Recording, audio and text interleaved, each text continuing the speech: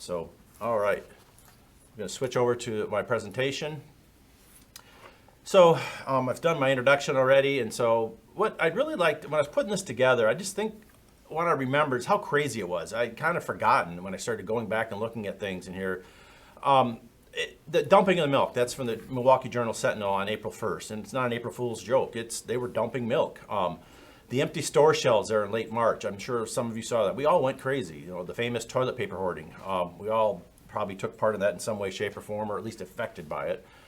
And the other parts that are a little more serious, it's like that CBS National News headline there. We were expecting here in mid-May of millions of hogs and other animals being euthanized because there was just nowhere to process them. We'll hear some of that from people that were on the front lines of that. Luckily, it did not turn out that bad. Maybe 1 million is some of the projections I've seen. But still, that's a lot of animals euthanized, just gone to waste. And of course, the other big one there in the bottom right corner is just the extreme demand at the food banks here in the U.S. That's a picture from San Antonio, but it happened elsewhere. I had some other ones from other places. I picked this one because all those are cars lined up going through the system to get food at the food bank. And it's just the demand has been big at food banks, not just early on, but continuously. So 2020 was stress. That's what I would really describe it as. It was a stressful year for agriculture, coming after several years of tight margins and low farm income. Stress on top of stress for agriculture and a lot of related ag businesses. John Shutsky is a specialist with UW Extension. He's helped take the lead in putting together a great webpage for farm stress, but it's good for people working with farmers and just for all of us. So some hints on how to manage stress, understand when you're going through it. Because like I said, stress was stress. It was a stress on top of stress this year.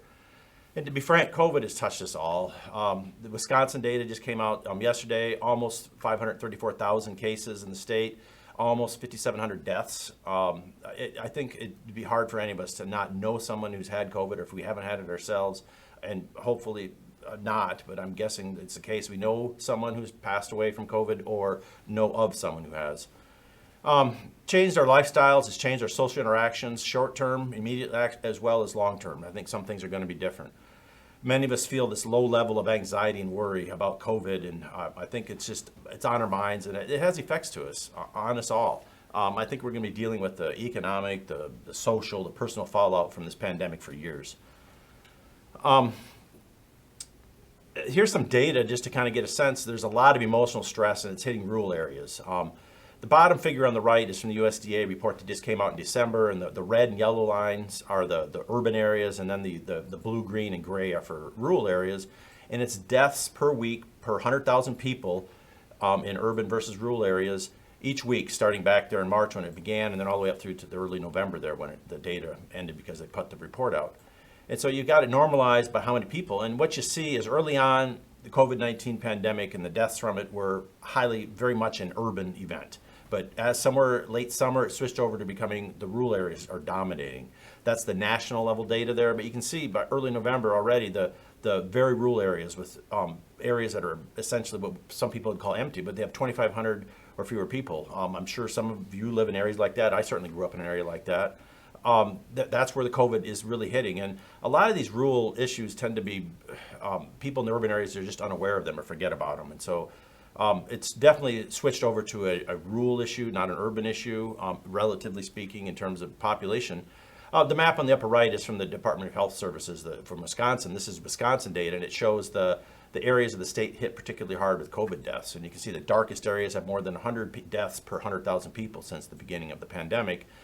The lighter areas have fewer. And you can see, yes, southwest or southeastern corner there is a large urban area with the Milwaukee and its surrounding areas. That was dark. That's the urban, that big bump we saw at the beginning of the pandemic. But as it's progressed, it's definitely moved into the rural areas. You can see the large number of deaths in these largely rural counties in northern Wisconsin and other areas. So there's lots of emotional stress created by that. There's still a lot of financial stress out there. These are those bankruptcy data. Chapter 12 filings in Wisconsin, again, leads the nation. I'm getting tired of saying it, but it seems to be, right now, it's what we do. We file bankruptcy. So we have 76 at the year ending 9/30 in 2020, end of September there.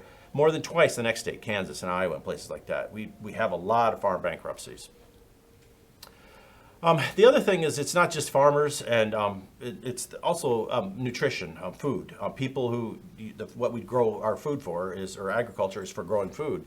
What this data are here are the participation rate in SNAP benefits, Supplemental Nutrition Assistance. It used to be called the food stamp program. What we saw there is it peaked at about 14% of the U.S. population were on SNAP benefits, used SNAP benefits at the peak of the Great Recession back in back in the 2008-9, that time period, 2010. And it's been on a long, slow decline since then, down to about 11% nationally. Wisconsin was below that. And we only have those red dots, and I disconnected them with dotted lines for Wisconsin. But you can see we're below that national trend. Then here comes going from March to April, the state of Wisconsin went from 10.4% of the population participating in SNAP to 17.4% of the population in 1 month. Think back to that those lines of people using food banks in San Antonio on the first picture slide. The same thing was happening here. The food banks have been hit very hard. We just saw this headline this week from Steve Deller, my colleague here in the department. You can see the income drop, 14.5% for the average Wisconsinite between July and September of this year. So I don't see this SNAP benefit participation having greatly declined yet. There's a lot of stress out there.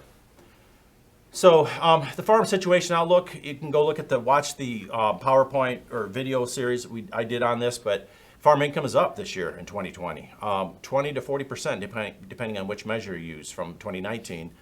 But this is after several lackluster years, average to just below average, just above average. We haven't had a great farm income in a long time.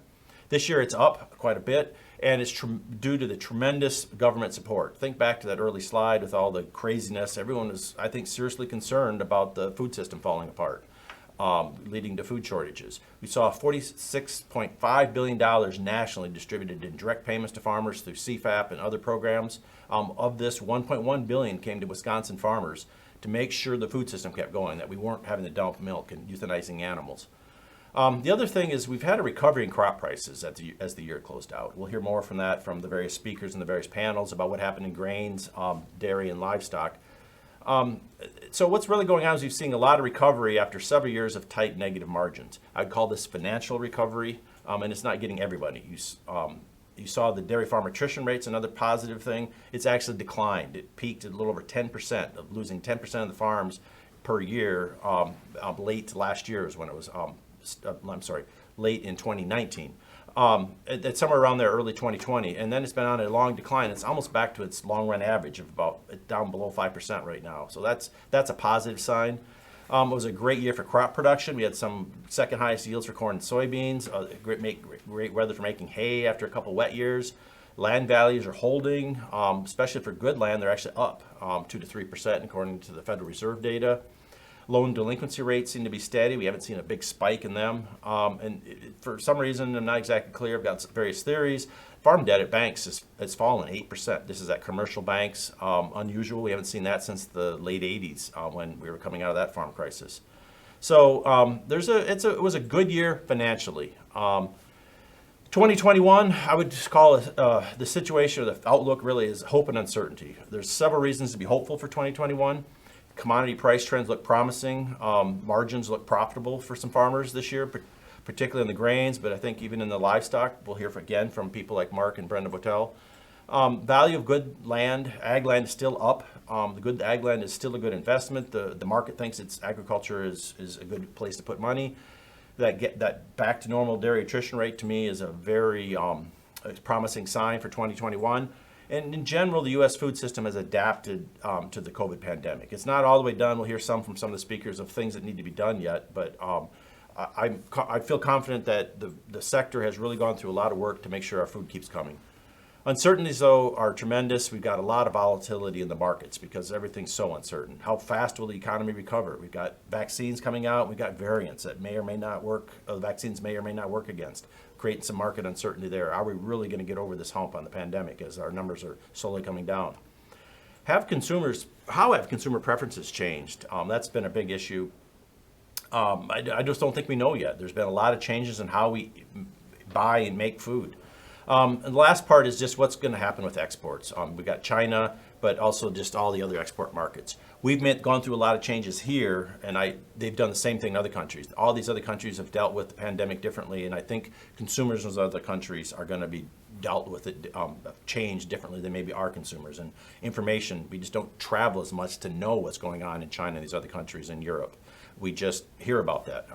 So with the isolation, just like we don't know what's going on with our neighbors so much as we used to, we don't see that with the same thing with our export partners. So thanks for your attention, and watch the videos when we get them posted. Somewhere like that link is there, and we're going to switch over to the grains panel now.